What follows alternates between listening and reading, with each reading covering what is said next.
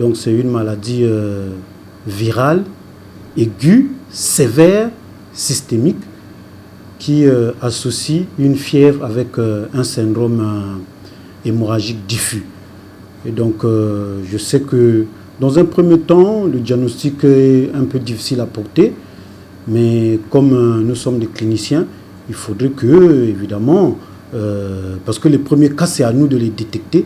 Évidemment qu'il faut que dans un premier temps que les collègues médecins sachent donner l'alerte dès la détection du premier cas. Parce que sachez-le déjà que c'est une pathologie dont on peut relever au moins 4 notions essentielles.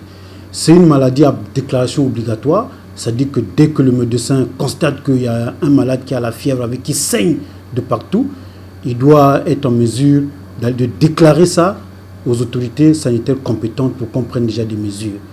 Et puis, c'est aussi une maladie qui a une haute potentialité épidémique.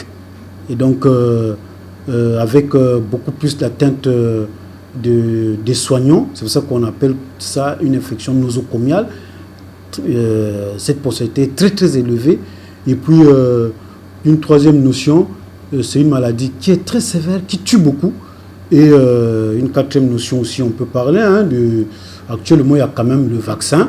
Depuis l'épidémie très très importante qui s'est passée en Afrique de l'Ouest là-bas, on a maintenant quand même un vaccin. Mais sinon, il n'y a pas de traitement curatif. On n'en guérit pas. C'est un vaccin qui est préventif. C'est-à-dire qu'on vaccine et puis plus ou moins immunisé contre la maladie. C'est un vaccin, disons-le, un vaccin qui vient d'arriver.